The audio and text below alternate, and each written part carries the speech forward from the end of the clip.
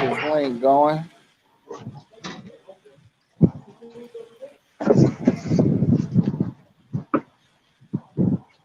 And we are live. Woo, woo. What up, V-Love? What's cracking, Cuddy? Oh, cool and cool. And finally got my shit right. I see. I'm so happy, Brody Mac. Yeah, it's running better, I'm so happy. Yeah, I'm sitting here. Thanks to my man Sean Nice, I'm over here at his tilt. So I'm getting a better reception over here. That's right. You know what I mean? What we got going? I think we got E-Boogie today, right? Huh? We got E-Boogie coming in today, right? Yes, sir. We got E-Boogie. One of New York and Coast to Coast finest. Woo! Yes, sir. What crew is that? This one. That's the IBM crew? IBM, Cuddy. Yes, Ooh, sir. that's a big ass crew. I wanted to talk to him about how big that crew is. That's just, that's dope. Yeah. Soul Brothers used to be like that. Yeah. I got mad questions. Used to be a whole bunch of us. Yeah, he's on deck. I was waiting for Phro to come in. Kind of pausing, V-Love. Am I pausing? No, you good now. Oh, okay. I thought it was my Let's see. You good. You perfect, bro. You just don't move. All right, so without further ado, I got to shout out some of the sponsors we got this week, though. We got MetaRay Athletics. They do all type of private training. And those are the same cats. I called you the other day, V-Love, because I called you from the park. They wanted to talk to you. You do trainers. Oh, yeah? Already paid for it, Cuddy. Yep. That's why I called you. I called you Thursday evening, maybe about 5:30, 6 o'clock. Yeah, I was at the park. They said got the perfect thing, man, for straight for a dash regiment, as well as your other muscles as well. Right. Mm-hmm. Well, shoot, I'm about to go up there. So we got to stay out the way. Oh, even perfect. Homeboy lives right around the corner from you on Rosecrans. Oh, okay. Rosecrans and what? Right there by you, like right off the freeway. Oh, okay. I got you. Yep. That's dope. Sweet Papa Chick is up in the place. Papa Chick. What's up, bro? Yeah. So, yeah, man. This week, V-Love, we got one of the coldest cats, right? And when I asked all the dance community, all the IBM dancers, like which one, cause I'm gonna get all of them, of course. But they was like, which one do you want to hear from? Man, unanimous. E-Boogie Brown. Unanimous. E-Boogie Brown. E-Boogie. Yep, E-Boogie Brown. So let's bring on my man. Also got that Cuddy Mac affiliation. We're gonna talk about that. So let's bring on my cat. See how he get down, Mr. E-Boogie Brown. E-Boogie. What up, Cuddy Mac? What up, Cuddy Mac? What up? Salute to y'all, how you man. feeling, OG? I'm good, man. I'm good, man. I'm feeling real good. Strong, nice and strong, man. Good and strong. That's right. Yeah. What's up, man? Chilling, man. Just working, man. Keeping it going, keeping the dancing going, keeping the music going, keeping the IBM name going. Just keeping it going, man. I didn't even know that y'all did some kind of a vote or whatever to see who they want to talk to. That's crazy. Yeah, man. That's crazy. E-Boogie, your boy V-Love turned us all into journalists now. We journalists now, Cuddy. So we got that. You gotta do it. We got that jacket, right? That's dope. Yeah, man. He's been having us doing all kind of shit. So I'm taking notes. So I gotta do my homework all week. Yeah. And all that official, good stuff. Gotta be official. Yeah. We gotta do it that way. That's dope, man. So what's going on, man? What's Monia Moore's in the house. Say, hey, IBM. Oh, that's my wife, Monet Amore. Monet. Hey. Yeah. So we are waiting for our gorgeous co-host that is fashionably late right now. Fashionably. She had to get her outfit on. Oh, look at her. Mm-hmm. Oh, so, beloved, you like to start from the beginning, way before E. Brown was IBM. So why don't you go ahead and start with that beginning, beloved? Okay, I got to ask some questions, E. Because first of all, y'all crew is just humongous. Yeah, you know what I'm saying? IBM crew is notorious for taking over the scene. You feel me? But that energy, where that energy come from you as a child, you know what I'm saying? What inspired you? I know you one of those type that was boogieing when you was like, 9, 5, 4, what? Which 10, one was like it? 10 years old, for real. Okay, there we go. Man. Same as me. That's the golden age. Right. Man. It was crazy, man, because I'm from East New York and Brownsville, so that's the part of Brooklyn. In Brooklyn, that's like we the outskirts, the misfits of Brooklyn. Like people don't like coming over there. You know what I'm saying? They Brooklyn keeps on taking it. But within Brooklyn, Brownsville, East New York, it's the grimy people. We the grimy guys. That's what I'm talking about. I grew up there, so in the 80s, man, I was like 9 years old, man. My apartment, I lived on Georgia Avenue in East New York, man. My apartment, my pops, he was on drugs, like he was on heroin. Oh. So he used to make me go outside on school nights. So I couldn't even come in the house when everybody else came in the house. I came in the house like 3 in the morning, 4 in the morning. I'm still outside because he was just, bugging out. So I let my frustrations and all the dancing through the dancing. That's how I got my frustrations out. So as a kid, I was going to the jams, just going crazy. They thought I was a little kid dancing with grown women. They thought I was like something was wrong with me, but I was just like so frustrated. I was just getting it out, just going crazy, dancing off all the disco records and all that. So that's right. That's how I really started. It was like a release for me. You know what I'm saying? Yeah, and you know what? That's crazy because as I watched you guys and I watched you dance and stuff over the years of me first seeing y'all out, you guys, you really had that energy, and I knew it that it was from it was coming from the streets. You know what I mean? Yeah. It was deep. Yeah, that's deep. That's dope. Yeah. Cause I grew up in a crazy little hood, but it wasn't as crazy as Brownsville probably. But I know I was in a blood hood, and that was the thing that kept me from being involved in all that shit was dancing. You know what I mean? Saved your life, right? Yeah. It saved my life, man. And it was like it kept me from wanting to join anything, and it kept my energy there. And I definitely seen that in what you do. You know what I'm saying? Yeah, definitely. We had everything around us. Like it was all kind of like violence and the demons around us. But I was always protected by God. I already knew from a little kid. Yes, bless up. I was protected. You know what I'm saying? I knew everybody. Everybody was always like, "Yo, shorty, what's up, little man?" I was outside like 3 in the morning on a basketball court playing basketball, dancing. And they like, "Yo, shorty, go upstairs." I'm like, "I can't, man." And they just felt me. You know what I'm saying? So I knew the older kids and I knew the younger kids. So every time they had a jam, I used to dance for "It's Not Over." It's not over between you and me. Yo, I used to go crazy off of that, yo. And they used to be like, "Yo, this dude is crazy." Like I used to go nuts, just straight up off of frustration. You know what I mean? So that's how we got started. Like we got started. Everybody saw me like, "Yo, son, not playing." That's right. That's right. Yeah. So after that. Yeah. What was your? Oh, keep going.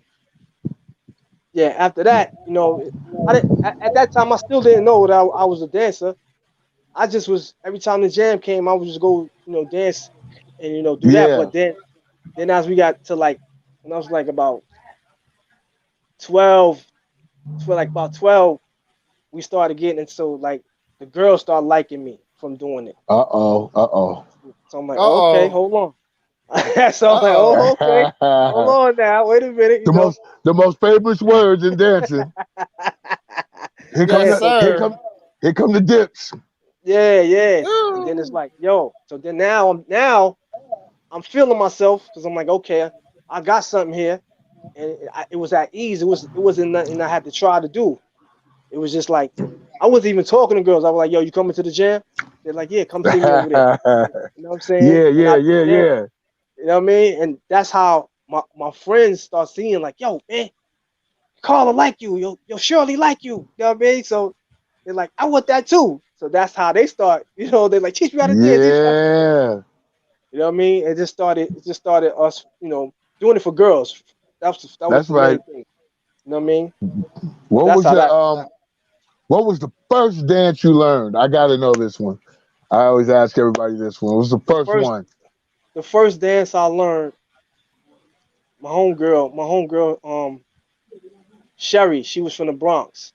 So in New York, the Bronx got stuff before everybody else. So she used to come into East New York and teach us the dances, all that before we didn't know what it was. So the first dance she taught us was the WAP. The WAP. There we go. Yeah, the WAP was the first dance. There it is. That was the first dance. But before that, I was doing my own stuff. So I never, like, I just learned the WAP because everybody was doing, but I never cared about the WAP like that. I learned that, but that wasn't what it was a part of the dance ceremony. Yeah, exactly. You had to learn. You wanted to learn the moves too, but see that comes as you as a dancer, you can adapt to any style of dancing. Exactly. You know what I mean? Exactly. Once you have that's born in us. Once we start dancing and we come up with these we'll see these dances. I know that's the thing of the streets, especially in the hoods. We had to learn to dance first. You know what I mean? And we had to do it better because we was dancers. We can't do it exactly. So when you was whopping all the way to the floor. You was jumping, splitting with it, going down, splitting. That's right. That's right. Did you ever get into locking or popping stuff like that? Yeah. Definitely. I got a shout out to my man Shabar, El Shabar from the Daddy Rose from the Rose family. Me and him, he was the first one to know how to pop. So he came around and taught everybody how to pop. So him and it was this, I know y'all know Shakalak. Y'all know Shakalak, right? Shakalak. He's the big dancer. Who is that? I heard the name. With the pop lockers. Shakalak. He's the big rerun. He's rerunning them all the time. But okay. I know what you're talking about. Yeah, he's from East New York. So he was doing pop locking. But so he was IBM too. Like we got so many people that was down with IBM. It's crazy. But yeah, I know. I seen a picture of y'all. It was like almost 100 motherfuckers up there. I was like, woo! Yeah. I said, damn, I know they had hell of a battles. Yeah, that's all we did. All we did was battle. Well, we're gonna get into that. Hold on. Right. So, we're gonna get into the battle. My man Shabar taught us how to pop. So we just went on. So that's how you start. Did you ever do locking? Yeah. So popping and locking was, the same at the same time.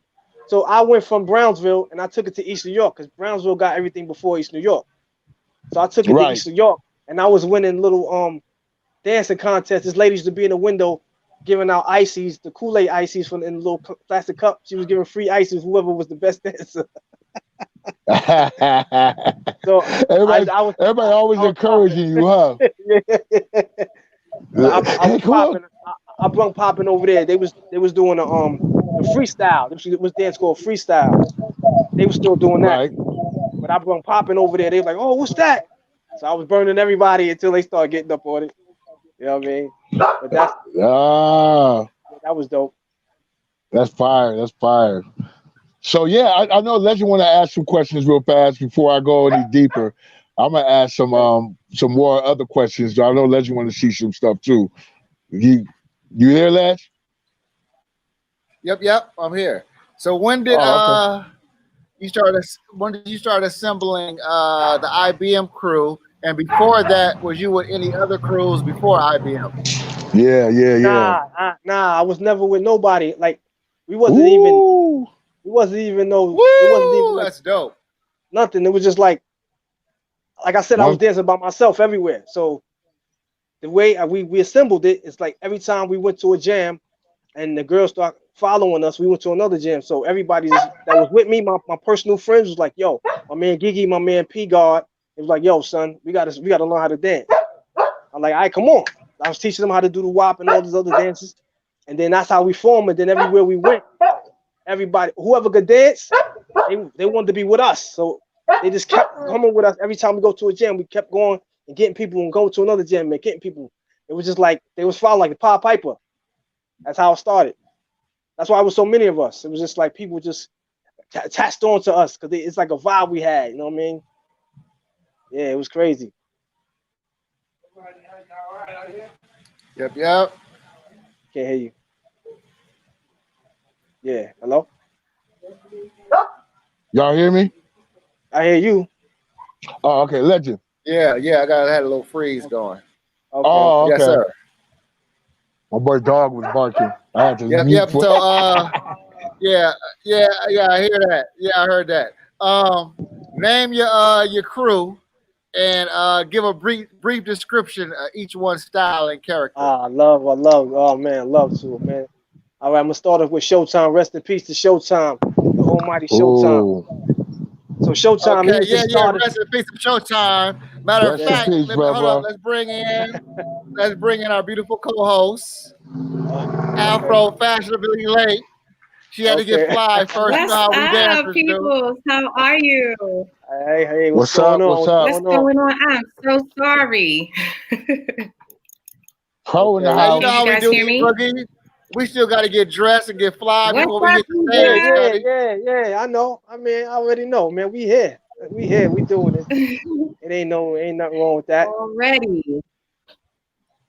So yeah, Afro, we just been getting the early stuff, his early influences, and we just now getting to the IBM, and he's about to break it down of each member and their attributes and style. But first, let's give a quick little 5-second moment of silence for our man Showtime. And Polo. Yeah, Showtime. And Polo. Yeah.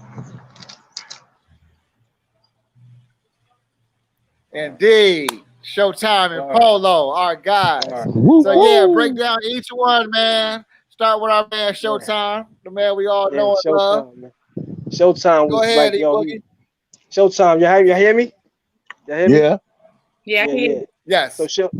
So Showtime was like, he was the star, man. We called him Showtime because that's just what it was. It was like Showtime the Apollo. The lights. Every time his presence was just humongous. You know how they say Rick James had the aura?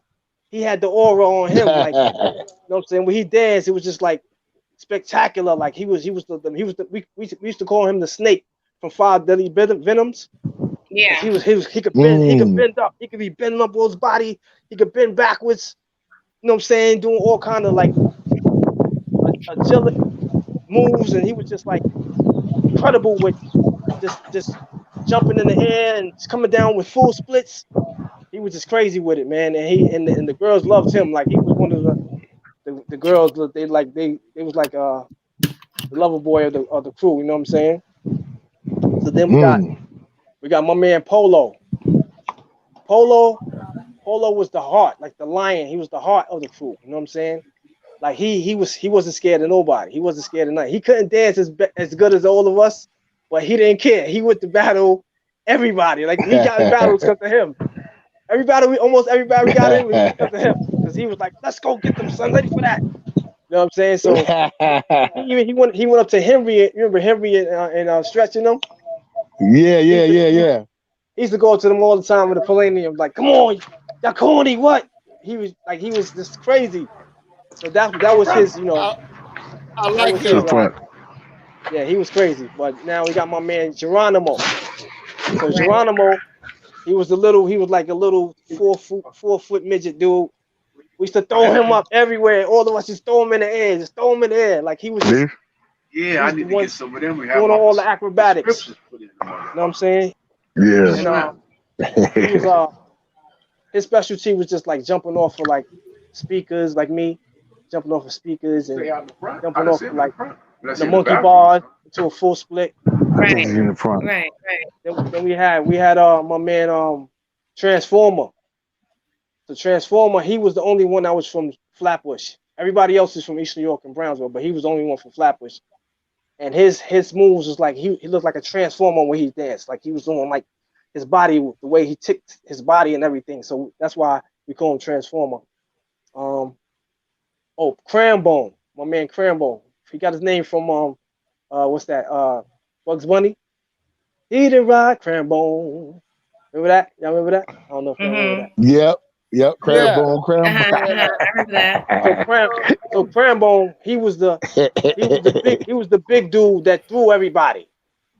He was the big dude. He didn't have that many moves, but he was the one that threw everybody to. We had a lot of into the crowd. Yeah, like we had moves called tactics where we jump on each other and more on each other's necks and flip off each other. Right. He was the main one for that. You know what I'm saying? He was the main one for that. Then I got my man Cornbread. That's my brother right there, Cornbread. Cornbread. That's my cutty right there. That's my guy right there. He's like the what was that guy? The Scorpion from Five Deadly Venoms, the one with the legs. He had the leg movements. His legs. Right. He'd do a 6 o'clock standing up. You know what I'm saying? Going in circles, fall down to a full split. You know what I'm saying? He was the master of the legs. Like if you see on Jungle Brothers video, we was in What You Waiting For? You'll see him coming down the Soul Train line in a full split, like just going down like it was, he was dope. He's still dope. We still get busy like that. That's not, you know what I'm saying? Who else? As you should. As you should. That's right. Who else is it?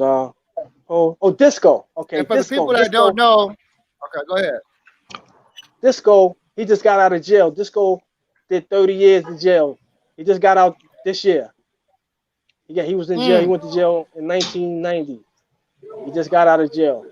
Disco was the acrobat, for real. Like he did all the summies and flips.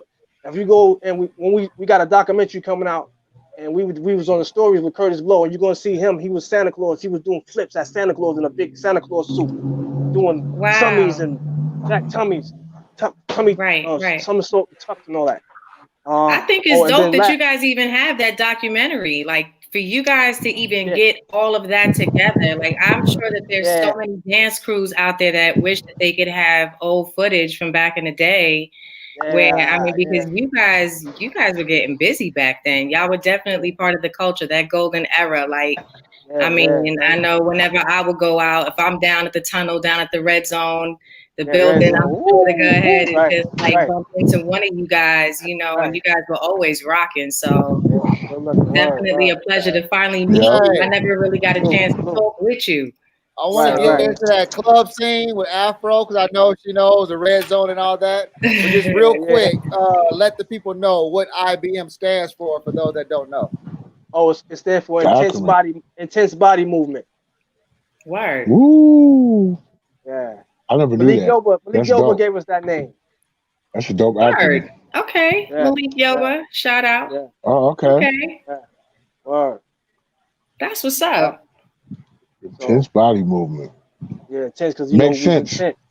Intense, like it's like anger, man. So. Like we dance with anger. You know what I'm saying? It was like anger controlled our whole thing. And so, like me, I can't do none of that. But when I go, I can do all that. When I'm dancing, I can do everything.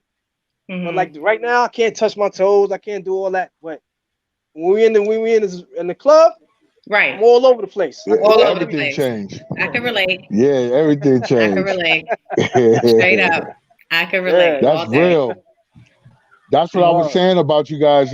As a crew, I felt like y'all was real intense. Like, the crew, I could see it like y'all stuck together. Plus, when I would see, it was like a takeover. Y'all remind me a lot of the Soul Brothers. You know what I'm saying? Yeah. That's so why we was like that was connect with y'all, right? Yeah. Y'all would go out there and just take over. I loved it. I used to see it, even when the videos, I would see you guys. I'd be like, oh, they go the IBM crew. yeah. And y'all would take over the video. Y'all would take over. That's what you're supposed to do. You know what I mean? That's just like as you should. That's just for like you said, we had the togetherness. We was together, like it was us against the world. Mm-hmm. Like one rule we got out the way in the beginning. Exactly. The rule we got out the way in the beginning was like, yo, no girl coming in between us, yo.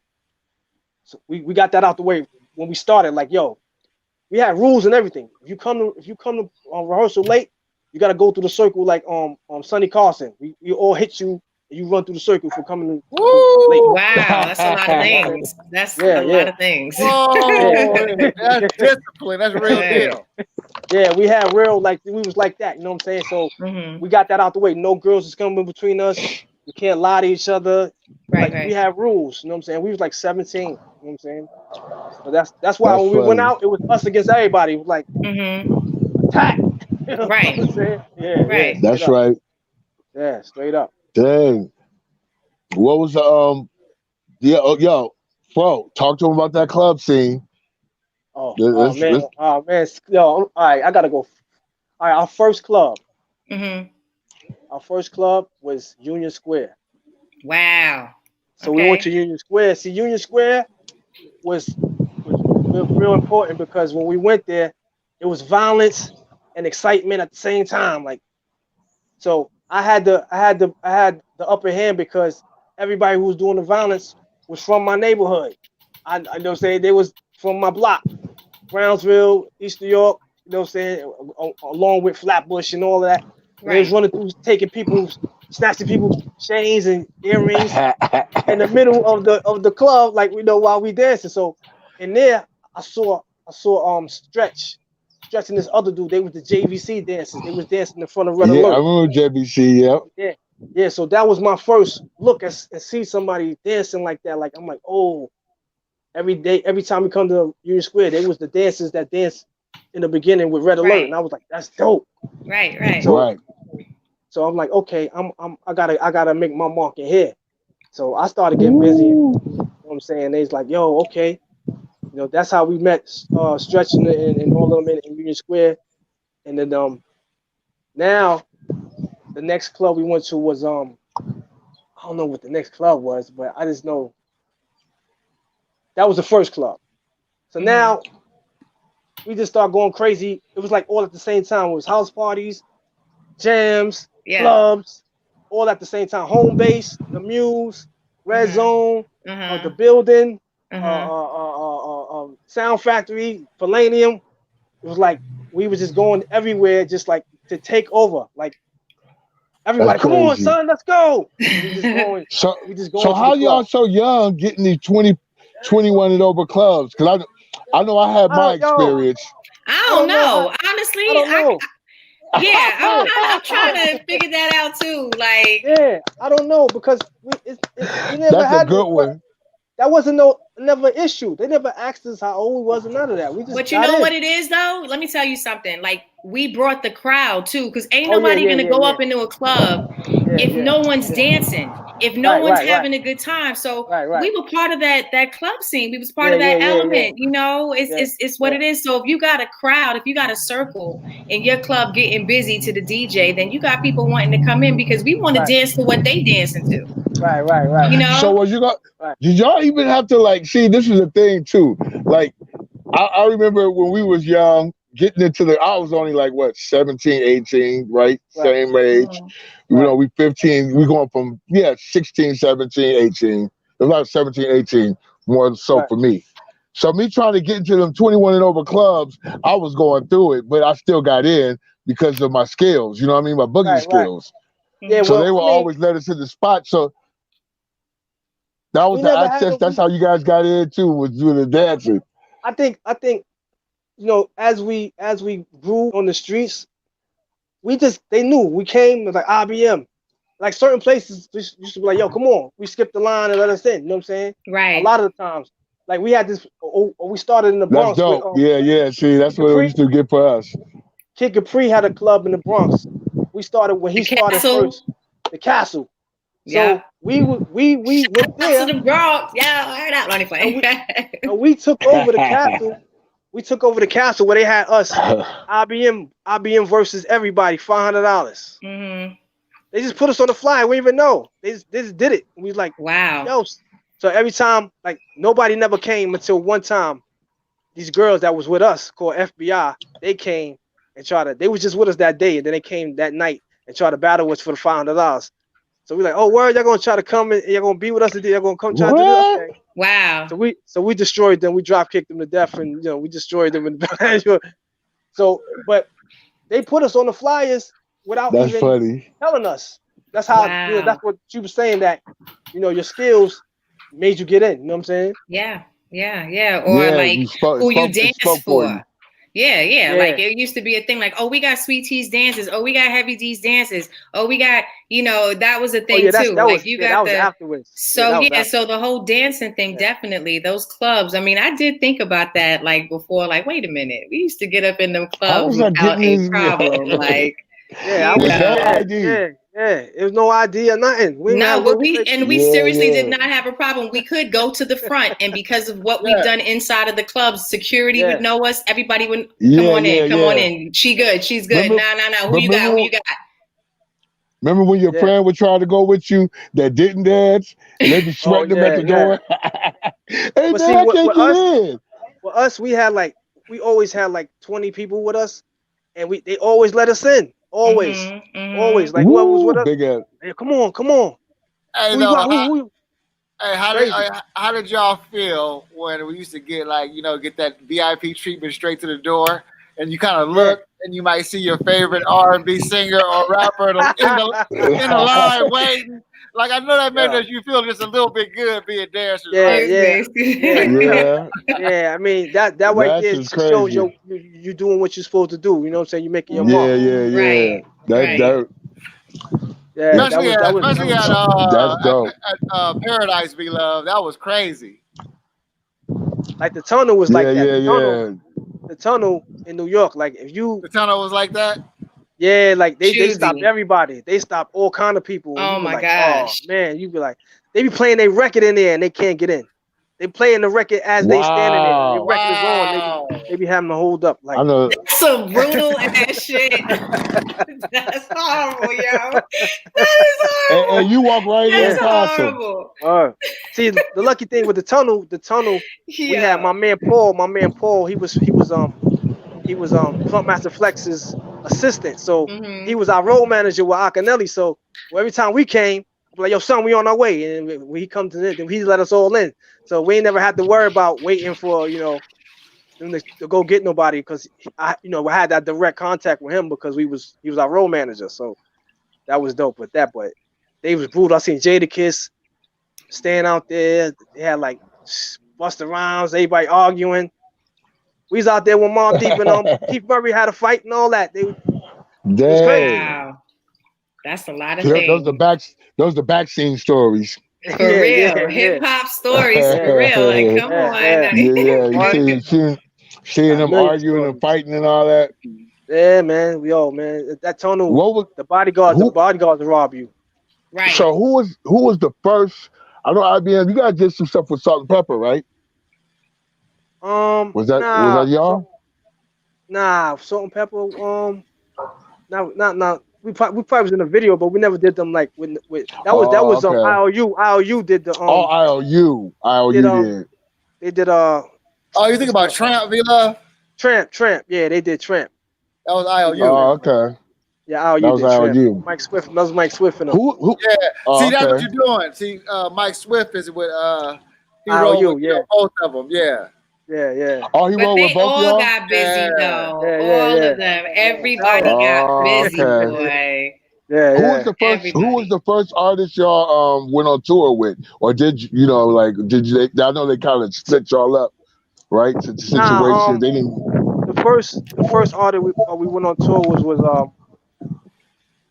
was Nice and Smooth, because we was supposed to go with Akinelli. We was with Akinelli first, but he had Cold Chillin' had the deal on Cold Chillin', but the deal didn't go through. So he's like, yo, y'all could just get ahead until I get another deal, then I'll come get y'all. So I was like, all right, we're gonna go with Nice and Smooth. because everything we did on our own before Nice and Smooth. We had our own entity, so we did big stuff way before Nice and Smooth. Right. So how'd you guys connect with Mike Swift and that's right, and Cliff Love for the Nice and Smooth joint? Oh man, well we already knew Mike Swift because we had a fight with Nice. We had a fight with Mike at the Apollo because Coogee Rap had a album release party. And it was Scuba Scrap, Sean and Kenny, Mike with Lazy Lays and all them.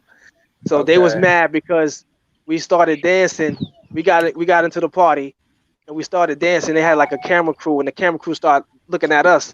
Mm-hmm. So Scuba and them got mad. We didn't even know them yet. So they got mad and they tried to come because they was already Scuba Scrap.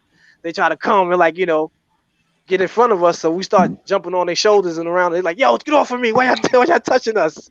So we like, "We battling, get out of here!" So it turned into a big fight, and then we went down. We had a little scuffle inside the place, and then we went down to the train station, where we was on the back of the A train. We was on the back of the A train, and they came down like, "Yo, we from Brooklyn." We're like, "We from Brooklyn too. We from Brownsville. We from Brownsville." That's how we got cool.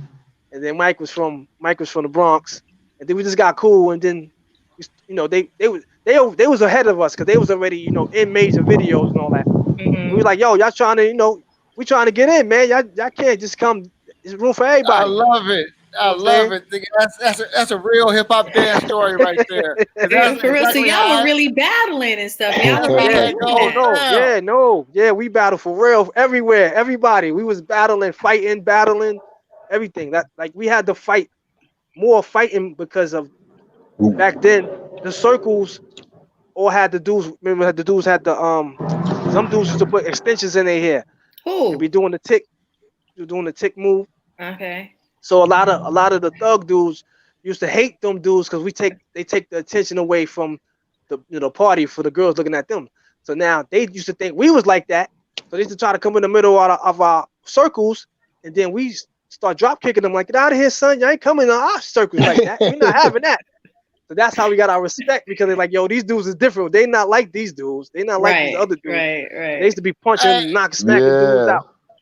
Hey, Boogie, that's what we trying to tell to some of these younger dancers. I'd be like, man, it's cool. You can have a dope little dance move, but your story got to have a dope, for your legacy. And that's like, and I'm seeing like I said, we all did the same thing. Like I said, the fights as well as the battles and all that. But all that helped your career because all week it's like, E-Boogie and them got to a fight with so-and-so. You know what I'm saying? So got to a fight with, Heart and Soul or some shit. And it's like, and it just made your name bigger and bigger and bigger. Yeah, it's like a social media before social media. Exactly. And everybody was talking about it. Mm-hmm. Word of mouth. Word of mouth. And we went against like, because my man Poe, we went against like everybody who was nice. Like a lot of time we like, yo, come on, son, chill. Like, nah, fuck that. We danced against the top dudes that we had to go because we like, yo, we brothers, we gotta go, son. So, we battle a lot of people and got respect, And before we get to Nice and Smooth too, for the club era, you spoke on it earlier. You know what I'm saying? Like I said, your importance, was getting that fly chick that was digging your boogie, right? Oh yeah, definitely. So talk about the early days, you know what I'm saying, when you battle a rival group, and you know what I'm saying, you win the battle, and that rival person's girlfriend might come along with y'all. Talk about them days, man, because guys don't know about that. E-Boogie. Guys don't know how we did it, E-Boogie. You lost your girl was coming with you. Yeah, man, that was a real thing, for real. That was a real thing because a lot of not even the dancers, a lot of the drug dealers and dudes who had respect in the hood, they girls was coming to us because we was in the dance floor killing, and they couldn't understand why. They're like, yo, man, we got all these cars and all that. We like, we don't got none of that. We just getting busy, and they like the way we get busy. And some of that is affiliated with sex, so they was just like, we going with these dudes. And then we had this, we had the whole crew with us. Everybody from the gym. We used to be in parties. The party, they'd be like, yo, everybody get out. except for IBM, because they know if we left, the party was leaving with us. So they make sure they had to keep us in there, and they check the people. We want to check everybody over except for IBM, because if we left, everybody going with us, and all the girls everywhere we went, it was just girls everywhere. So like he's saying, the dude, if you lost in the battle or you couldn't dance or you had had some kind of fame, when we came, it was all erased, yo. It was erased. Real. Wow. Hey, just one real quick before we jump into that again, because I gotta add the layer because you spoke on it. E Boogie, what is up with the gangster nigga or the nigga the shooter and the hustler dude? What's up with them girls liking hip hop dancers, Cuddy? What was that about, Brody? I'm talking about cats that was real, serious about their thing. They girlfriends used to love some hip hop dancers, Cuddy. What was that about, bro? See, you know what it is? They want. First of all, the girls want to party and dance and have fun. You know what I'm saying? Yeah. That's one. Okay. Two, we got moves and charisma. When we dance, it's like a vibe. It's like a sexual, hypnotism. You know what I'm saying? And we know what we doing. Yeah. And they know that, and they feel it's like a vibe. You're feeling with it's that each flavor, other. Huh? Yeah. Is it the flavor? Because it's not flavor. Just with the dudes. No, I'm talking from a dude. I'm just talking from a dude, but it's the girls too. Yeah, it's the girls too. You know what I'm saying? It's the flavor that you add. It's the flavor. It's like watching a sexual dance or girl dancing sexually. Yeah. Guys vibe, to that. But with the guys, with the girls and the drug dealers, they don't understand because they think money is the whole. That's all they need. Yo, I got the money. I'll give you this. They be like, all right. Yeah. Partying, man. They want to have fun. They want to have fun. They want to dance. They want the thrill. They want the adrenaline. And I know y'all can attest to it. It's a trip. The killer dude would see you and be with you, but he would never say nothing. He knew you was messing with his girl, but he would never. He would always just give us that love, bro. Right? Word. Yeah, that's right. That's right. Yeah. Oh man, Showtime used to be crazy. Messing with all kind of girls, girls. I know he did. Rapper dudes. I used to hear about it. Wow. Rappers, girls, all kind of dudes, girls. Cause that is like it was crazy. It was crazy, man. And that's Afro, really a thing, for real. That's take crazy. Us nice and smooth. Take us to some more nice and smooth, Afro. Let me ask you. So I wasn't here from the beginning, right? So I know you said that you from Brooklyn. Brownsville. Right. So the red zone, the building, doing all of that. When you say that it was the crew, how did Malik Yoba because somebody asked that earlier, and that was something when you mentioned his name, I was like, wait, Malik Yoba, he was down with you guys? Okay, so all right, so IBM, all right, the way we met Transformer, that's why I say he's the only one from Flatbush. Mm-hmm. We met Transformer because we went to this place called City Kids in Manhattan. It was called City Kids. So this is where Malik Yoba, Isaiah Washington, a lot of the New York undercover actors, all of them went to be actors. It's like a repertoire kind of place where they taught how to act and how to have safe space. What's the guy name? The guy he died with the artist. What's his name, babe? Oh, she don't remember. Well, anyway, this place, City Kids, were all kids from all over New York City came, and trying to be active. So we went there because they had a party, and this girl said, "Y'all need to come to City Kids." So this girl brought us to City Kids where we met Transformer, and Malik Yoba and them. Malik Yoba was a teacher there, so we started going there, and then we became that became our place we practiced because another teacher there named Mario, he became our manager, and then every Friday we practiced at City Kids. So Malik Yoba used to be with us all the time. He used to take us to schools and perform, represent City Kids and all that. Mm-hmm. So that's how we linked with him. Okay. Okay. Man. We got stories, man, crazy stories about City Kids, crazy stories about Malik Yoba. Oh man, it's crazy, man. It's crazy. So it looks like you also transitioned from being a dancer to an artist, because I went ahead and I actually grabbed one of your posts on IG. I thought it was fire because, I mean, your style of dancing is definitely something that I could relate to. I love getting on the floor, sliding, throwing the legs around, the footwork. All of that is so familiar to me. So once I got to see that, I was like, no, I have to repost this. I need for people to understand who we're talking to. You know, you did a flip over the turnstile. You did. My thing is like, and this is natural. This is what just comes to you. You know what I'm saying? Like, that was dope. So, but you was spitting in that. So, are you an artist as well? Yeah. So we was rapping first before we really was dancing. We was trying to rap. Right. But the dancing got us into the industry. You know what I'm saying? Because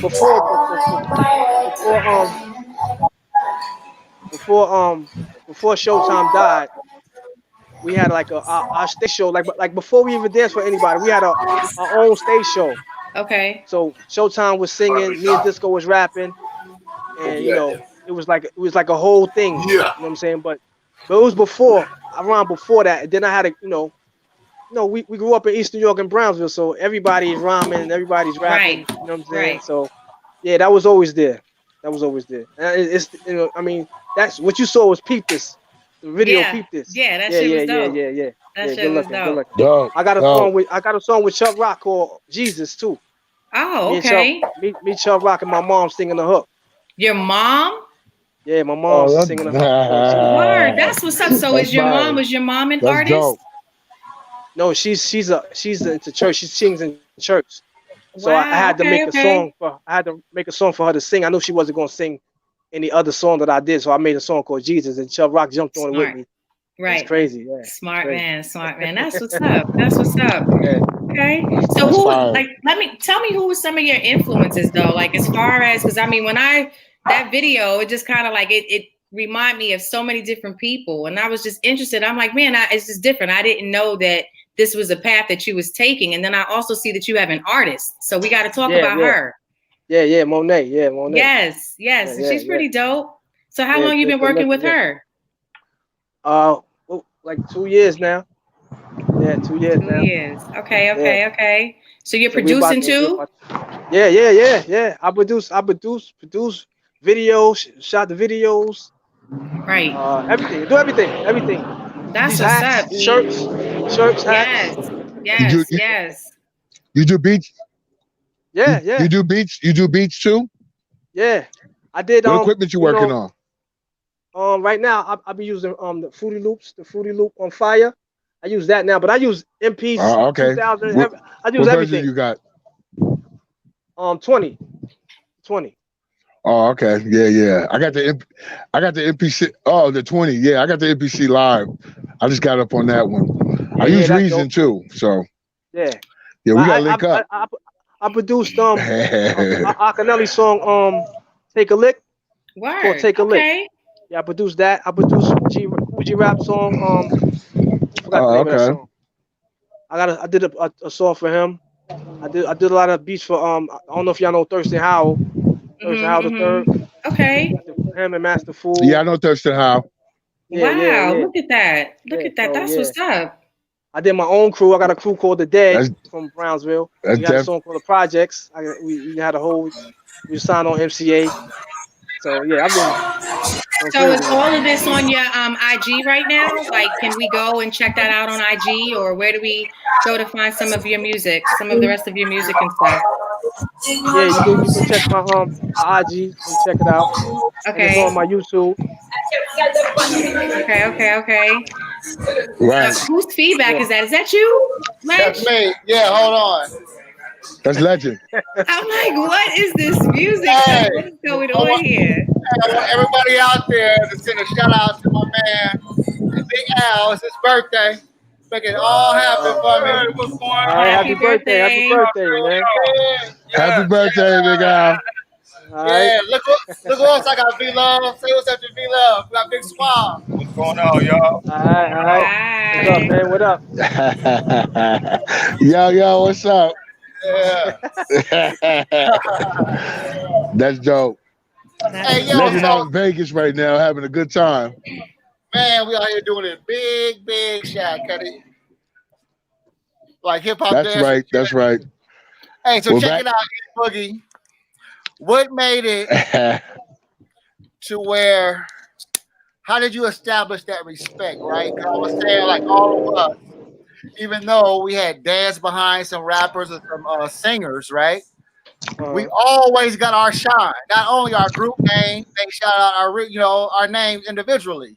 And like I said, only a few of us were able to do that. Like I said, you look at Michael Jackson had thousands of dancers. You don't know not one of his names. Right. You know what I'm saying? Exactly. So even people, civilians outside the dance community, they might have heard of IBM. They might have heard of E-Boogie. You know what I'm saying? Might not know the name and the face, but they heard of it. You know what I'm saying? So how did you try to establish that respect? Get that, like I said, with Nice and Smooth as well as Akinelli. Right. Yeah, because like I said, before we was with them, we had our own entity. We was everything. We was on the stories. We was on One Life to Live with Curtis Blow. Wow. We did the Apollo. We was at the Apollo, like the Apollo. We used to kill Apollo every week. We was representing Apollo in DC and all of that. And then, we was doing videos. Like we was in EPMD, Had Too Much to Drink, Jungle Brothers, What You Waiting For? Nice and Smooth. Well, before Nice and Smooth, we was the Kwame video. Me and Kwame went to high school together, art and design. So he was my classmate. So once he came out with a record, we went and got in his videos. You know what I'm saying?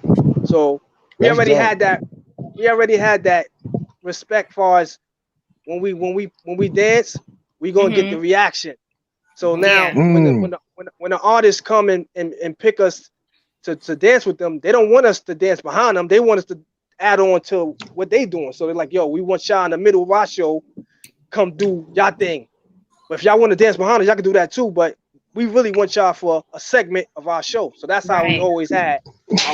Yeah, man. Explain how that works, man. So cats know it's like you guys, like I said, like how do you go in there, like I said, with established artists, and it'd be like, okay, this is where y'all do y'all thing and do your solos. Like, how do y'all do you tell them like, yo, man, we come with solos, we gotta get our shot? We didn't tell them nothing. It was just there because they knew they wanted that. They already knew. We didn't have to say anything. They knew what it was.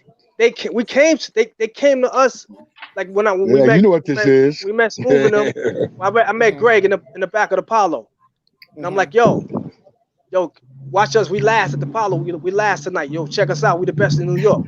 He's like, all right. And then we'll do it, and we forget about it, and then we don't see him until we see him in the red zone. He's like, yo, I was there. I saw y'all. And then he's seeing us in the red zone, doing crazy, battling somebody in the red zone. So they like, yo, y'all don't stop. So when they looking at the show, he's like, yo, I need them to do exactly what they do here on stage. So he need us to do that. Like dancing behind them, they don't need us to dance behind them.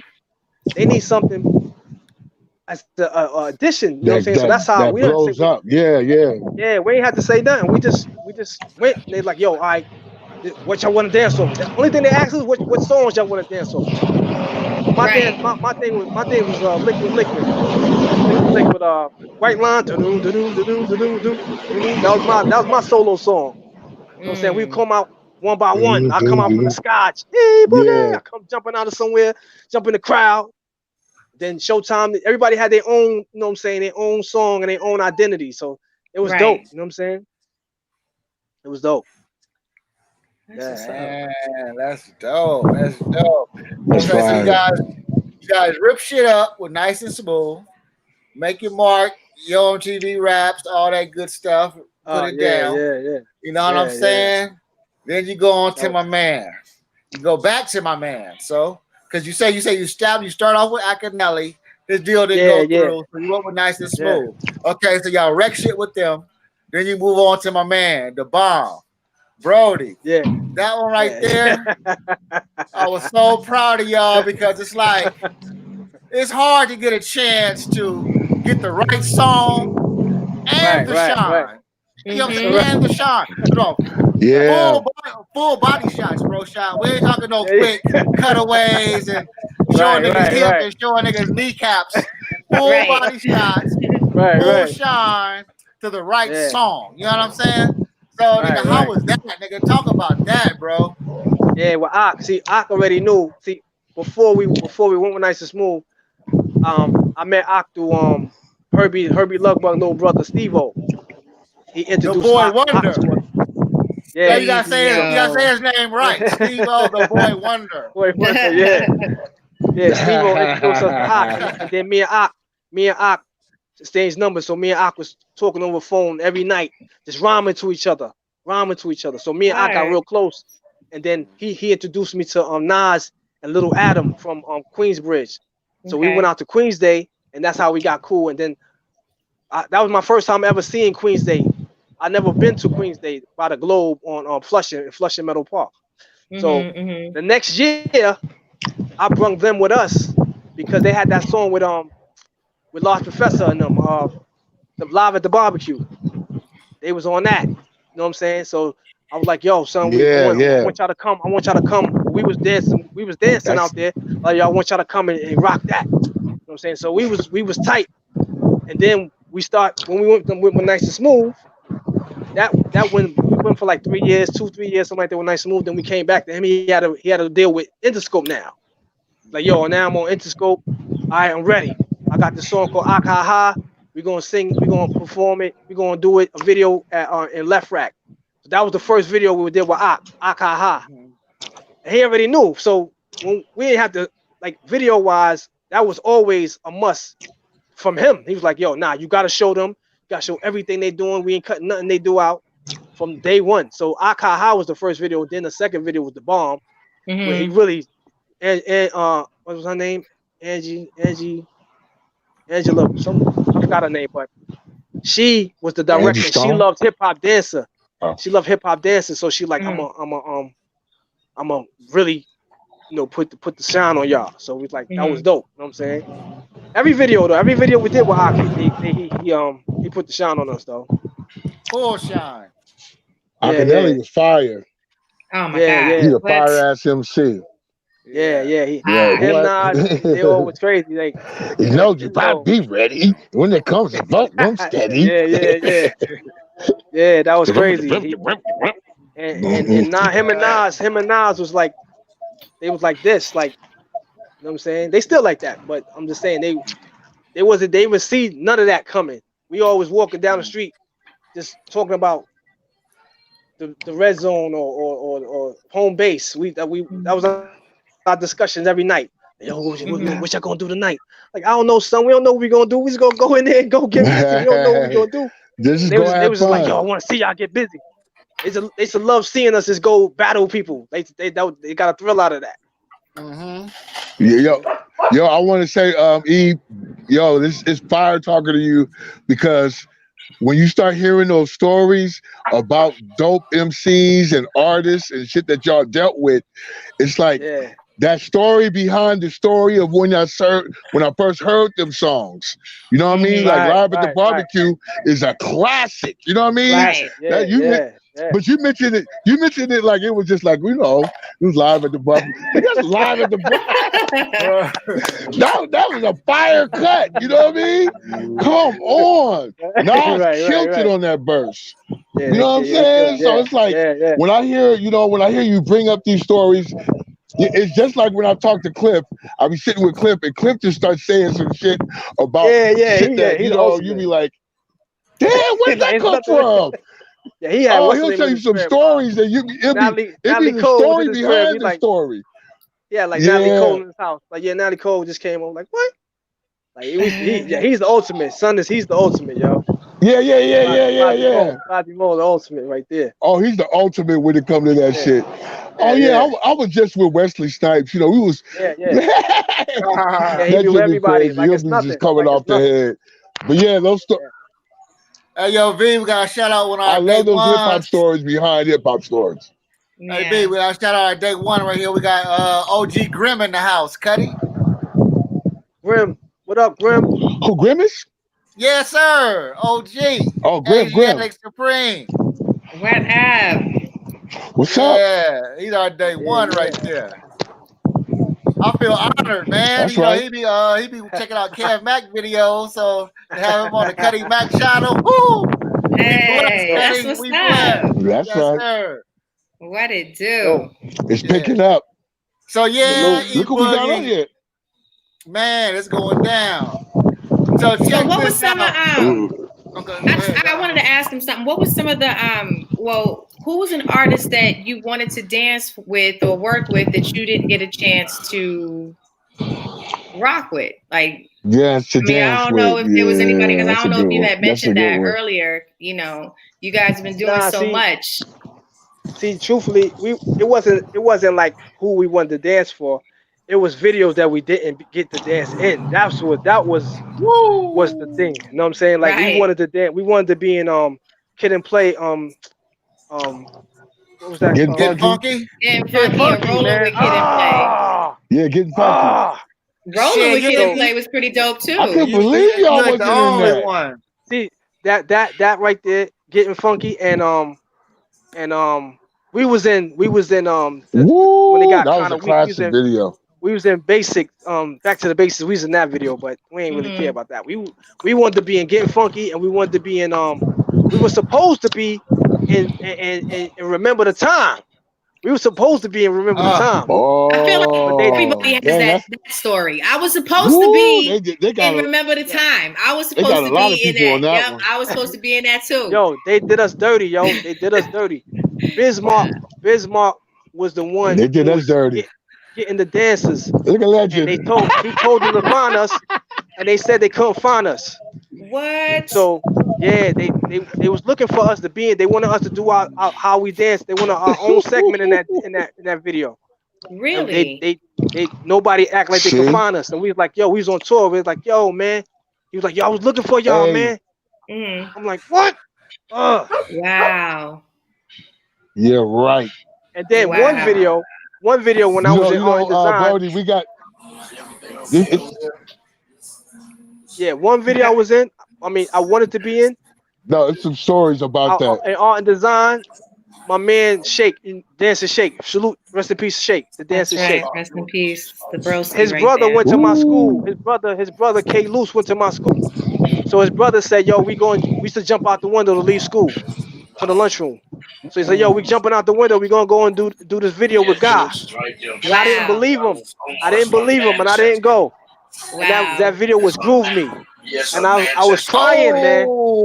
I was crying, yo. Wow. I said, yo, I'm never missing no other video again. To this day, it hurts me to say that. That's my favorite, one of my favorite groups. And I missed it. Wow. What's the video you missed, Afro? What's the video you missed? You should have been at. You know, you should have went. Oh man, I can honestly say the first one that comes to mind is the Jungle Brothers with De La Soul, Buddy. You missed Buddy. Yes, I wish I was in that one. And Saturday was the second one. They had a lot of fun doing that. Hey, Boogie, Afro Ours was Rakim Rhythm Hit 'Em. Wow. Okay. Off doing some bullshit. Off doing some bullshit, bro. It was probably Legend's fault. Oh my God. Wow. Legend forgot to tell us or some shit. That was a classic one right there. Classic. Another thing, we always wanted to dance off of like Big Daddy Kane songs and Rakim, like we had on Sip the Juice and all that. Like we was with Nice and Smooth. We loved them. We loved Nice and Smooth, but we wanted those attack songs. So we used to be telling school, y'all playing, son. Y'all got the ill songs, man. Y'all got to get busy. Y'all playing around. We used to always be telling them that, like, yo, y'all got the attack songs and y'all jumping around. And all that. Yeah, they got Warm It Up Kane. They got Set It Off. Man. Yeah. You know what I'm saying? I was like, oh. That was my inspiration, though. My first time I saw Big Daddy Kane, I saw them at Studio 54, and they came out. It was Smoke, and they all slid out. It was Scoob slid out, or for Scooby Doo. Oh, it's Scooby slid out, and then Raw came on, and they all came out, and they all was in a full split, and then they came up. Here I am. We was I was like, that's when I knew All right, I gotta get that. You gotta get up there. Yeah. I gotta get that. Yeah, I gotta get that. Yeah. I can feel you on that. I feel you on that one too. Hey, yo, I used to love watching y'all dance with Nice and Smooth though.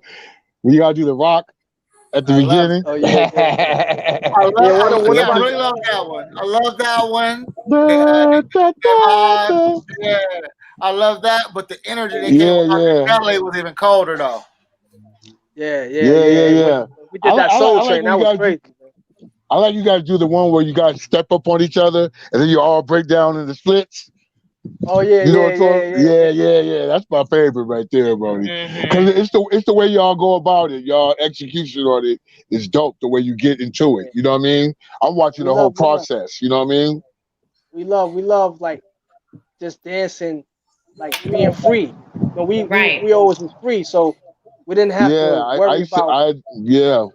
We have to worry about nothing. We make up everything ourselves. Like, okay, we're gonna do this, we're gonna do that. So when we dance with people, it was like we still dancing with ourselves because they just like do what y'all want to do, whatever. You know what I'm saying? So that's what was dope about it. But I noticed other groups they were trying to keep y'all in the background, like, you know what I mean? Like maybe not telling you all about certain things. They used to do that to us in LA. I know what it's about. You know what I mean? I mean, y'all put us up on some things. Like we went through that with certain things. Yeah, definitely. Actually, the guest we're having next week, Rooftop Wiz, he said apologize to everybody for not coming through this week. He had a little situation, but he's definitely all in for Sunday. And when I heard his story and y'all's story, and I'm like, wait a minute, it's something else. You know, somebody can tell me something, man. So yeah, it's gonna be definitely an honor having you next week. Definitely. That's gonna be a good one. Yeah, we doing it. As dancers, you know, over the 40 mark, and we still got it and put it down. You know, legendary gotta confess. Y'all see this brother right there? Y'all see this brother right there in the back that's laying down right now? Y'all see him back there, right there? That is the chef we had this weekend. That's the chef we had this weekend. And y'all know we all stay fit, stay boogieing. And you know me, V-Love. I've never been a lover of food. You know what I'm saying? But bro, this guy right here, Brody, I'm coming back to LA. I'm coming back to LA with at least 18 pounds, Cuddy, for no reason at all. Damn. Brody, seriously though, the brother cooks so motherfucking good, Cuddy. It ain't make no sense. Cuddy, he made granola. Why? Don't know granola supposed to taste like that, Cuddy, man. It's not supposed to. No granola tastes like that. No. Bro, he made these salmon tacos, Cuddy.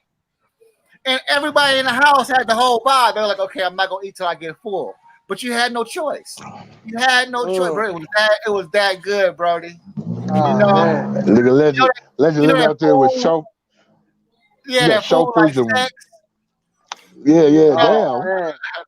Yeah, this is crazy. But you know, as OG Boogie Masters, I will be home tomorrow and getting my bike and shit all in order and getting my shit back right. Because I definitely feel it. But see, this is the key. See, Afro ran off. My bad. Afro. I was telling you guys about my man right here, the chef, who put about 18 pounds on your boy's dance body. Right? But this is a surprise I was telling you about, Afro. Okay. He's coming to Atlanta in a couple of days. And so I'm gonna make sure he put at least 10 pounds on you too, so we can work out.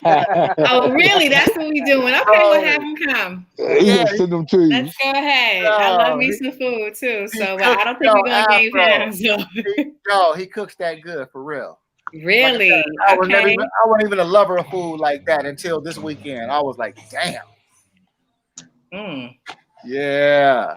Bomb ass tacos. Oh, so his tacos is off the chain then. Okay. All right. So yeah, check this out, E-Boogie. This right here, man. Right. I got, I'm always dancer first. I'm dancer before the MC and even the DJ, even though we need the DJ to dance, I'm always dancer first. You know what I'm saying? Right. Anybody, y'all didn't dance for nice and smooth rap for y'all. You know what I'm saying? That's how I look at it in my mind. Right. So now, mixed emotions, like I said, you say something bad about my boys, I get to my feelings. So the number one podcast, Drink Champs, your boy Nori. Right. Shouts you out on all the big episodes. But the way he shouts you out is really gets on my nerves. I don't like what he says. And I don't even want to repeat it, but since we all here in family. Nah, I know. Yeah. He always says, my boys, the fake scuba scrap. Well, they my boys. They get mad when I say that. But that's what I call them. But he always named the names. E-Boogie, Rest in Peace, Showtime, Cornbread. It's all love. Like I said, we family. It's all love. But I don't want to hear that first part because it ain't no fake. It ain't no nut. I don't like that word. You know what I'm saying? When it comes to IBM. Yeah. But I love the love because he's giving y'all a shout out every week on the motherfucking number one fucking podcast. You know, so how do y'all feel about that? The first part, and how do y'all feel about Nori, and what's the connection with y'all and Nori? Okay, so I'm gonna tell you why. First, I'm gonna address why he's saying it like that. Okay. Because when he said it like that the first time, I didn't see it, and then he had EPMD on when he first said it. He was interviewing EPMD. So EPMD dancers called us. Yeah. Like, yo, they talking about y'all. You know what I'm saying? Yeah. So I'm like, yo. So now I watch it. So I'm like, I know Nori. So I'm like, okay, Nori, he's excited. So plus they drinking. So once he's drinking, I know. No, E-Boogie, no, drunk. Not drinking. Yeah, drunk. Right. So now the reason why he says fake scuba and scrap, because he don't know nothing about dancing. When he first came, that's when he first started doing hip hop. So he came. We the first dancers he ever saw was next to. Scuba Scrap was legends to him. So it's actually a compliment because he's trying to give the level of like, yo, they're the fake Scuba Scrap, meaning they're not Scuba Scrap, but they got the same as Scuba Scrap to him because that's who he know. He know us. That's real. He don't know Scuba. He don't know Scuba Scrap. He don't know before Mobb Deep. He don't know hip hop like that. You know what I'm saying? That's why he got this. He got this show. That's why he got this show. He got this show to learn about all of that. But he don't really know. He still don't know how deep we go into this thing. Yeah. He still don't know. Because he always says it with the most love and genuine affection. Right. So I saw him. Like, yo, son, man, what you doing? I'm like, yo, what you mean? You trying to diss us? He's like, nah, son, I love y'all. I love y'all. Nah, hell no, never. The love was there. The love was there. You know what I'm saying? So I understand. I understand. It's just that it comes off like the fake school strap. Nobody want to hear that, especially if you're a dancer. You know, like, yo, what you talking about, man? Yeah, right. Oh my God. But even Scoob, matter of fact, when I saw him, Scoob was with me. I had Scoob Lover with me. We was at Urban Plaza, and we was at a club. And Scoob, I told Scoob, and right out when I told him, Nori came walking around the corner, and I said, yo, son, come here. Then Scoob was like, yo, listen, man, no, they not no fake us. They better than us. Yeah. He told him that. So even Scoob don't like to hear that because he's like, nah, I don't like to hear that. Don't say that like that. But he's not saying it because he's dissing. He's just saying it because he don't know nobody. He don't know that's the highest level of dancing he could see. That's dope that you have that understanding. I said I love it that he's saying it, and like I said, he's drunk. Yeah.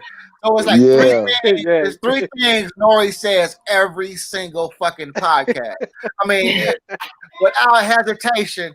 He always says it, you know what I'm saying? So now he changed it to, they gonna get mad when I say this. Then he'd be like, right. But he still gonna say it because he don't know how to say it no other way. You know what I'm saying? The way I watch all his shows, Brody. I love Brody. I never heard a Nori record, but I'm the number one Nori fan because of that podcast. What? Wow. I never heard that show is Nori is a dope ass MC. I never heard crazy. Yo, you have.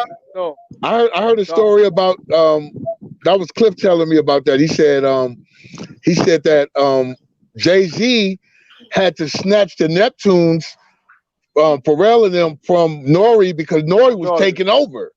Wow. Yeah. He had the Neptunes first. He had them first. Yeah, and he was, so I'm gonna tell you some stories about Nori right now. I'm gonna tell you some stories about incredible. Nori.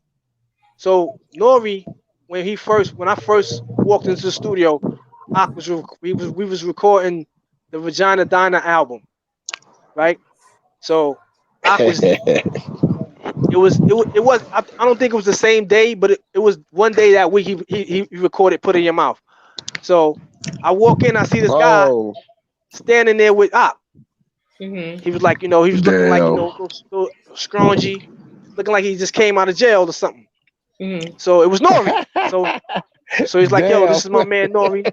He's like, this is my man Nori. So I started seeing that Nori was around a lot. He started being around Ak a lot. I saw that he was learning from Ak. So Ak he did that song with Mobb Deep, LA. Mm-hmm. So Ak started taking him on tour with us, and we used to let him come in between our show and do LA, do his verse from LA. Mm-hmm. So that's dope. So a lot of times we used to go like when we went down south, he was like kind of shaky because down south they was kind of on the West Coast side, like you know what I'm saying, they wasn't really feeling that, like, but they still was loving it, but he was kind of shaky, so he used to wear like hats and little wigs when he came out. We used to be like, yo son, nah man, nobody gonna do nothing, like we here, we're not only dancers, but we security too. We're not having nothing. We're not having nobody do nothing to nobody. So, we did a lot of songs together. Then I got my partner started doing music for Nori. He got a song on the CNN, the War Report, and he did Tragedies. It's a dope album. Yeah, he did. Then we did a couple of songs on Tragedies album. So we started doing producing with Nori too. So then Nori just blew up, and then he's just skyrocketed. So when we was on tour, it was Sadat X opening up, then us, Akinelli, Jay-Z, and Nas. So we was on that tour. So when we was on that tour, Nori was with us. Nori was with us. So once we got to like the second city, he left us and with the Nas. Wow. We got down with Nas. We went and cause we didn't smoke or drink. We didn't do none of that stuff. Right. So they were smoking and drinking. So he went with them, and that's why he got into the firm to do that song. No, we know this. I know we know that. That's how he got to be in the firm, because he got cool with them being on tour, and they put him in the firm.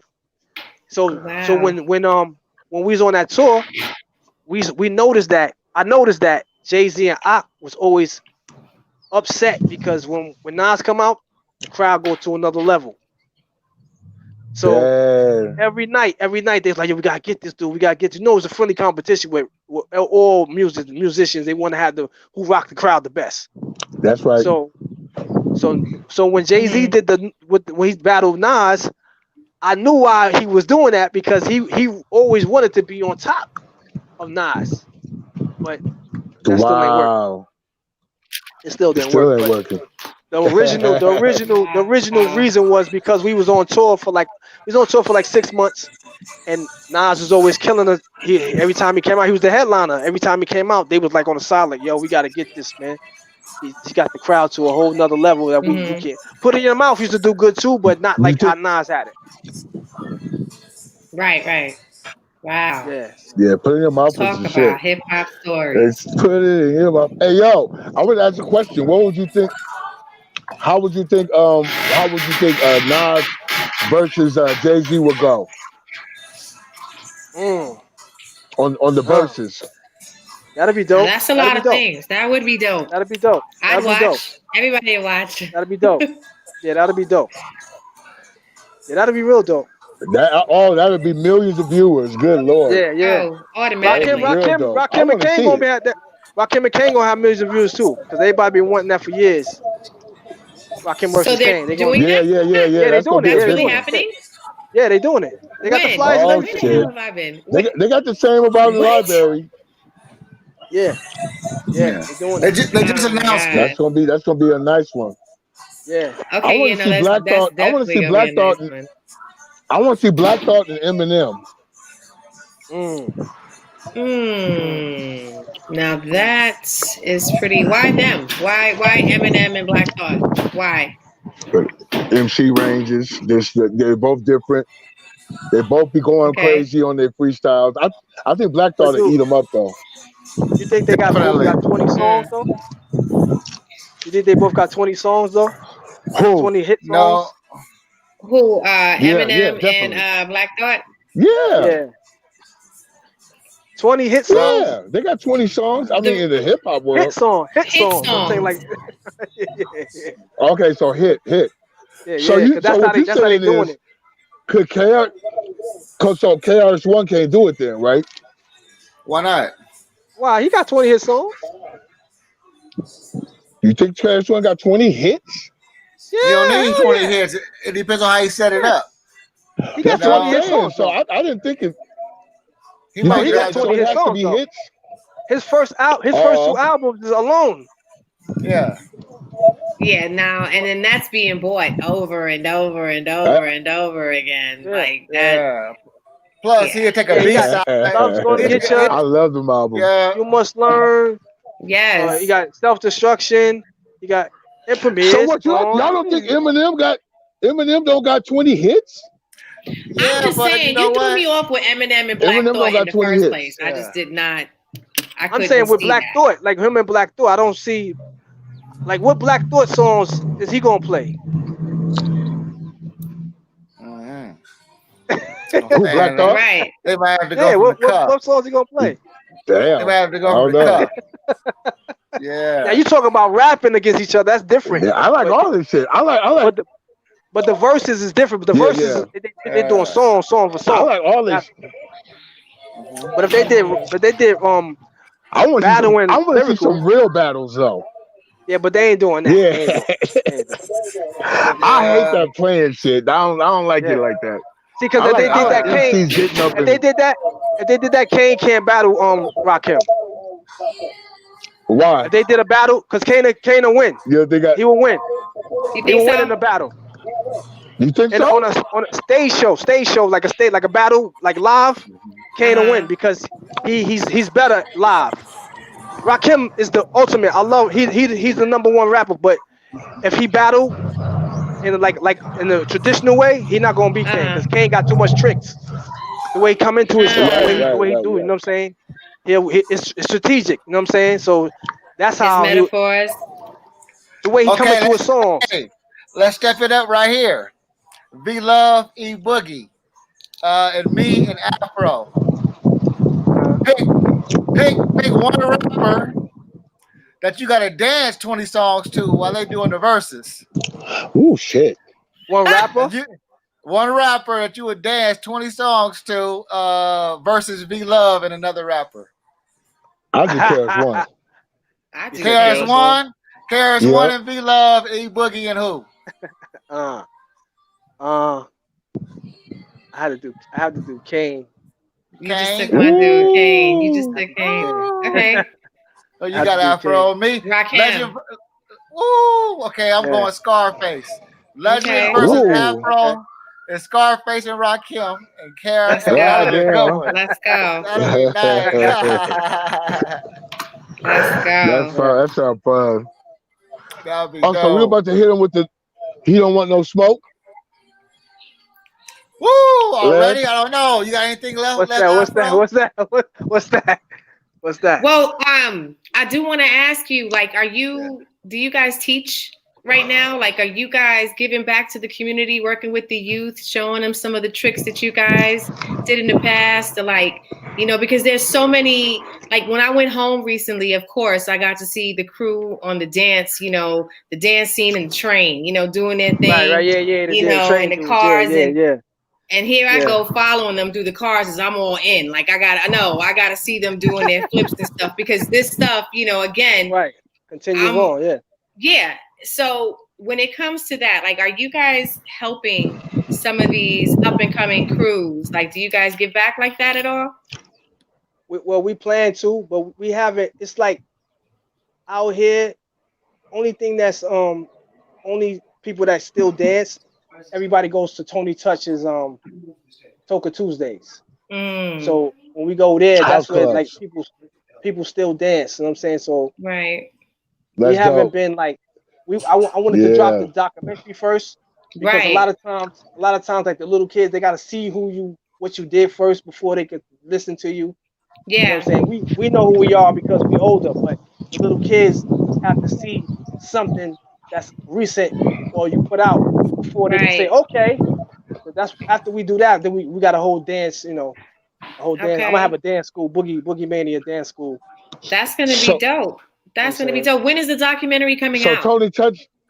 We still doing like finishing touches on it, so we don't really know exactly when it's coming out though. Okay, that's but gonna be tough. It's deeper than dancing. It's gonna be deeper than dancing. It's like it's just a culture, like way of life. Right. Story. Right. That's what's up. I'm looking forward to that. Yeah. Let me ask you this: I ask all the dancers and especially all the OGs that's on that path. We all had our heyday. Then when the music changed, we all hit that wall. You know what I'm saying? Like something was wrong. Our mojos wasn't working. Tell me about that time. You know what I'm saying? Like in between, you know what I'm saying? Your heyday and when you got back in the game. And then tell us the song that you like got you back and say, okay, I still got this shit. So tell me about hitting the wall and then tell me about the song that I never hit the wall though. I never hit the wall. No? Because see, I never hit the wall because I use that like when the music changed. Like I got sons, my sons and all them. They be trying to okay, this is what we do, Dad, and so I'm like, okay, I can do what y'all do too. So I'm battling my sons and all that. You know what I'm saying? All that. Okay, I'm battling them. You know what I'm saying? I'm battling other little kids. So I never really hit the wall. Oh, that's dope. I always go where I know they're gonna play. Like I follow Red Alert. I follow you still get busy, right? Yeah, I follow because it depends on the DJ. You got to follow the DJ. So if you go somewhere you don't know who this DJ is, then you might be the wall because you don't know. He might play all new stuff. But I go where Red Alert is at, Kid Capri, right? See, I make sure I know. Okay, they gonna play what I'm getting busy to. So I never. What you getting busy to? Exactly. Okay, yeah. Well, flip it then. Flip it then. What current song from an artist between 218 and 220 can E-Boogie rock to right now? He'd be like, okay, I can rock to this new shit. Current artist. Current song, single. A current song. Yeah, it ain't gotta be hip hop. It could be anything. Just anything current. Oh, okay. See, that's a whole nother story now. You said because hip hop, I don't know, but yeah, other anything. Music, like Usher and Justin Timberlake joints, Timberland, Chris Brown. Chris Brown. Okay. A lot of that. You like Kendrick Lamar shit? Yeah, hell yeah. I boogie to his shit. Yeah, his shit is dope. Kendrick is dope. Oh yeah, that Pimp Butterfly album. I change up what I dance off of too. Sometimes if you can't dance off the music, I start dancing off the words. You know what I'm saying? Exactly. Okay, yeah. Yeah. So it's like you gotta switch telling up. the story. Yeah. You gotta switch up instead of So do you go to Tony Touch shit? Because I went to some of them recently. That's right before the COVID. Because every time he does one in New York, he comes out here and does one here in LA. Yeah. So it's back to back. So I'll go to the one that he does here in LA. I'll be going with So Voodoo Ray, he what you were talking about earlier when you said the artists, they when they know that you have the crowd. Yeah. Right. So Voodoo Ray, when they first opened Toka Tuesday like 7-8 years ago, he brought us and he told the lady, look, always let them in. That's free. Right. That's right. Always. That's they got lifetime for free. Don't never VIP. Don't never give them no problem because he know we come in there, the party's starting, and that's what it been for all these years. So he passed away. Rest in peace to him too, man. He was. Oh yeah. Yeah. We're starting to lose some. You know what I'm saying? So Steve's that was a bad. we heard Steezo, Shake. Oh man, animation. Did y'all get into the Play movie? Yes. Into the Midnight Dance documentary. Okay. Yeah. That. He did good for that. That's we right. Watched it out here. That's right. We went and watched it out here. That was the blessing. He repped it now. He repped the dances. Yeah. That was dope. Yeah, that was really nice of him to do that. Very, very nice of him to come back and try to he reached out to so many people just so that we can tell our stories because he knows how important, how much of an important piece we all played in the golden era of hip hop, period. Yeah. And for them, that's dope. For them. Right. They was watching us. You know what I'm saying? He gave it up. Because we're part of the elements of hip hop. You know what I'm saying? It is what it is. You got the DJ, you got the MC, you got the dancers. Come on, we're part of hip hop. That's what it is. Yeah. I just think that dancing gets played back from the hip hop era. Like for instance, breakdancing gets more credit for hip hop than dancing. You feel me? It's because they have more.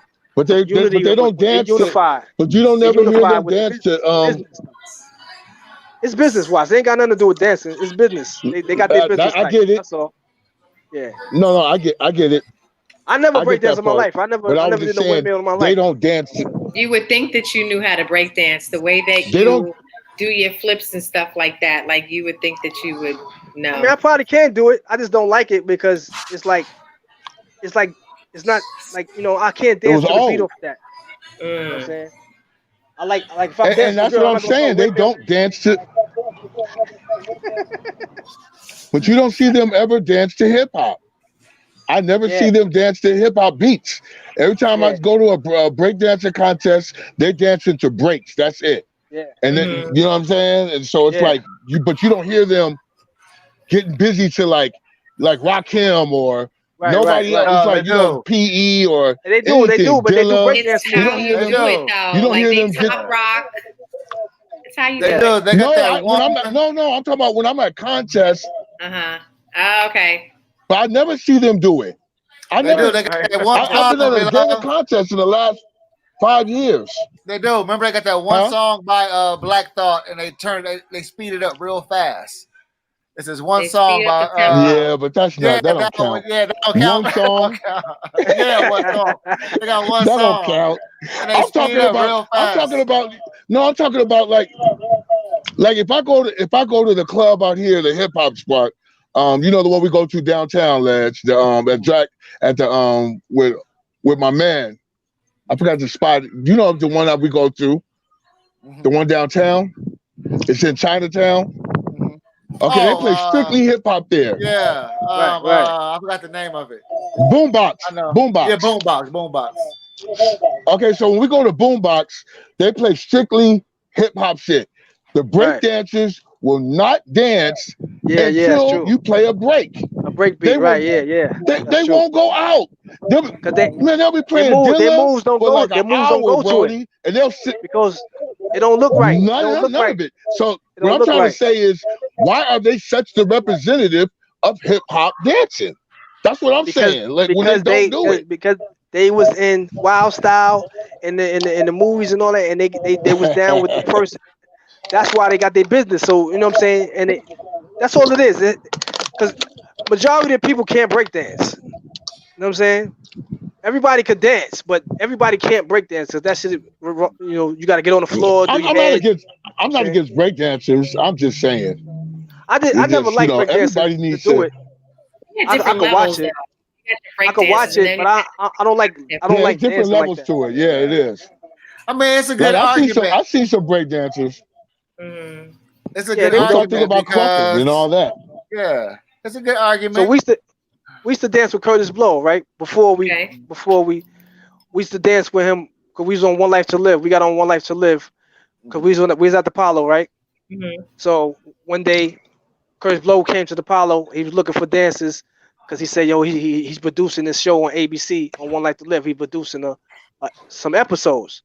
So he said, "He's looking for dancers." So I like, "Yo, we last, stay to the end. You gonna pick us, right?" So we forgot all about him. We did the shit. We killed it. We destroyed Apollo. So we come out. He comes running around the back like, yo, come to ABC tomorrow. Y'all got it. Y'all got it. All y'all gotta do is come do the same thing. So it was 8 of us. It was 8 of us on stage. Mm-hmm. So this is where it start going crazy when this is stories of hip hop dance stories that behind the scenes where people will be like, why was only 3 of y'all on there? Because I'm calling everybody like, yo, son, we gotta go to ABC on Tuesday. Nah, I got this shorty. I'm chilling over here with this shorty. I ain't doing it.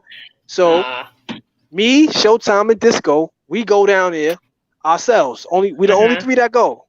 So now when we go, we gotta adjust the routine because it's 8 of us. So now it's only 3 of us. So we gotta make it look like we know what we're doing. So I make up half, and Showtime make up the other half. So now when we doing it for the people, Disco, he's messing up a little bit because me and Showtime made it up. So it's easier for us to know our halves. He trying to learn both our halves, so it looked like he was kind of messing up. So they said, we want you and we want the other guy Showtime. We don't want Disco. So we're like, nah. We gotta keep him, man. Nah. So we's like, yo, listen. We're not doing it without him. We giving y'all $500. So we're like, all right, son, listen, man. we gonna get you something. So we got them to give him $150 to be an extra. Okay. And so we say, yo, we gonna get in and then we gonna get you in, son. Don't worry about it. Long as you here, we gonna get you in. So we got in. We got on the stories dancing for Curtis Blow. Well, it was really a scene where the rapper. It was a rapper that came into Mayfield or wherever the stories neighborhood was. His father was a cop and his son was a hip hop dude. And we was part of his crew. And I got all that footage in the documentary too. You're gonna bug out when y'all see that. So now it was these girls. The actor what's her name again? Essence, the girl, light-skinned girl, Essence Atkins. Okay. The actor, she was one of the girls. It was 3 girls and me and Showtime. So she was one of the girls, and it was 2 other girls that was like, they was from LA and they had like agents and all that. So the dude from New Jack City, G Money, Anthony Payne, that's his name, Anthony Payne, right? Anthony Payne. Yeah. He used to come pick up the DJ dude. He was friends with the DJ dude of the crew. And every time we wrap up, he come pick him up and they go hang out. So he was talking to us like, yo, I like what y'all doing. He said, yo, y'all need to get with the union. So the story that the ABC told us is gonna be some people trying to come and get money from y'all. Just ignore them, tell them y'all don't want to be down with it. So they came to us twice, and we was like, yo, get out of here. We heard about y'all. Once they said taking money, we was like, nobody's taking money from us. So we like, get out of here. So Anthony told us, yo, talk to them because they're going to help you. So I talked to them. Me and Showtime talked to them. We paid for them. We got into the union. We got into AFTRA. And the next day, they sued ABC because ABC wasn't paying us for rehearsals. They was just paying us for the day that we shot. We rehearsed every day. We rehearsed every day, and they only paid us for that Wednesday when we shot the scene. So now we was getting $500, but now we was getting $1,500 because they had to pay us for the day. So they thought the girls told their agents, and the agents got them sued. So they fired the girls. Oh wow! They fired the girls, so that was the opportunity. So we bring Disco in. Right. So we brought Disco in. So it was us 3 and this them, and we did Christmas show. We did that was one of the illest parts of our career. Like we was on TV. That being in the union helped me 10 years later. Yeah. Because I was signed and they tried to put me on the shelf and they said if one of y'all was in the union, y'all could get off. I was like, yo, I'm in the union. And we got off the label because I was in the union 10 years later. Wow. So I'm like, yo, it's like a lot of stuff behind the scenes, man. That is something else. Wow. Dope. So yeah, folks, man, it's been a pleasure to have you, E-Boogie. Yes, most definitely. Pleasure, man, for me being here, man. Y'all gotta get my man Cornbread on here, man. Oh, without a doubt. We already got it lined up for season 2, man. Hey. Yeah. We're gonna end strong, so we're probably gonna end the season with Rooftop Wiz And Scoob Lover. And Scoob. Okay. Yeah, probably take a little week off, and then we're gonna start hitting them hard with season 2. You dig? Yo, but y'all, man, when we met y'all, I don't know if y'all remember when we was Mike Swift had this girl. We was in LA and we was going back home, and we missed our flight. So this girl told us to come to her crib until because the plane was like a whole like 4 or 5 hours later. So she said, come to my house and wait at my house. And we was outside and we saw y'all, and y'all was like, yo, what y'all doing over here? This is a blood territory. Oh, snap. Yeah. Oh, that's right. That's right. Look at that. You're like, yo, the girl was a setup. She's trying to set us up, yo. That's right. Wow. That's right. Dang, that's a lot of things. Yeah. Yeah, that's right. Wow. You dude saved us, yo. They saved us. Yeah, that's right. That's right. Wow. Hip hop dance story for you, boy. I'm trying to tell cats, man, boy, hip hop dancing we got cold lives, man. Yeah, for real. It ain't easy. Yeah. So yeah, like I said, we're gonna end this season strong, folks. So yes, sir. So yeah, we're gonna end it, man. We got these 7 deadly questions we ask everybody. You ready, E? Yeah, now the only thing is, man, y'all, I outdid myself last week so cold that I can't even top it. I can't top it. So I'm gonna do the best I can. Especially with the first one. The first one's always the coldest, but I came out. So y'all don't even be let down, because I'm telling you now, I came out top last week. Well, the last 2 weeks, but last week was the So we're gonna start you off like this. Who signed the better check? Nice and Smooth or Acanelli? The first question right out the gate. Nice and smooth. Okay. That's right. Nice and smooth. If you had something to put in your dance memorabilia, what would you rather have? Some locker socks worn by Shabba-Doo, or the glitter socks worn by MJ on Motown 25? Ooh. I got that one. This is your memorabilia box now. Memorabilia. The locker socks. That's right. Wow. Who wins this fight? Who wins this fight since I'm chilling out here? Mayweather or Sugar Ray Leonard?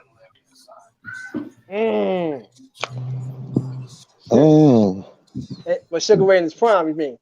Yeah, Sugar Ray in his prime. Yeah. And Mayweather in his prime. Shit. To make it fair, say at 140. Oh, Sugar Ray. I gotta get the Sugar Ray. Ooh. Who's the coldest? Ice Cube or Just Ice?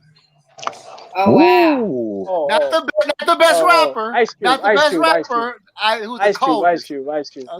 Ice Cube all the way. Remember Just Ice in the Wu-Tang movie? Woo! Yeah. He was cold. He was very aggressive.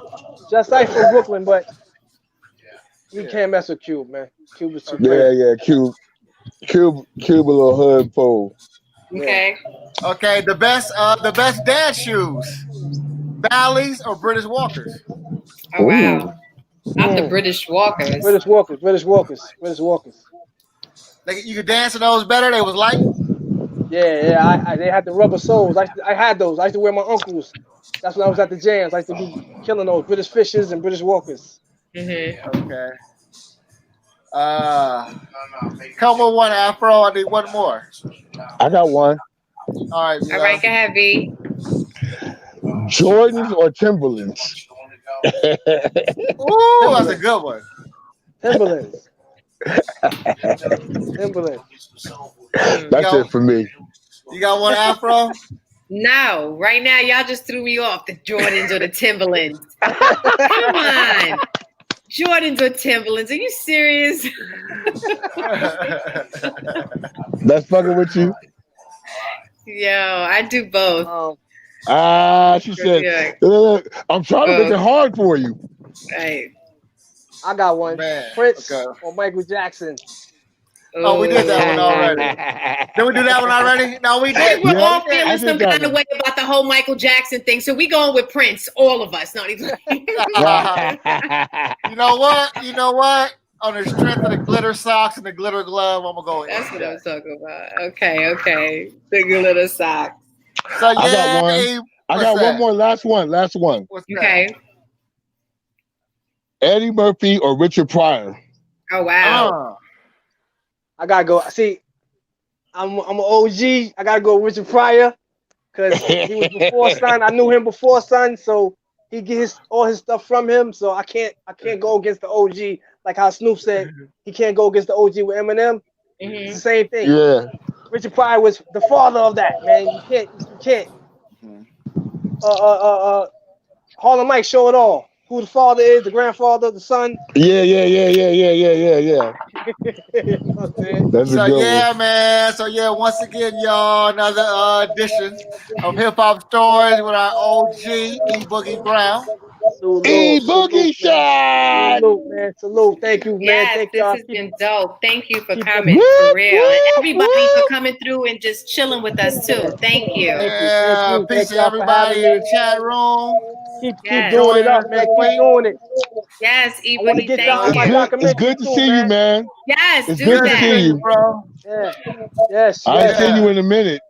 Yeah, we already know we already coming together. So that's why we didn't even ask you, because we already know we all coming together. The Boogie one last time for Plays documentary.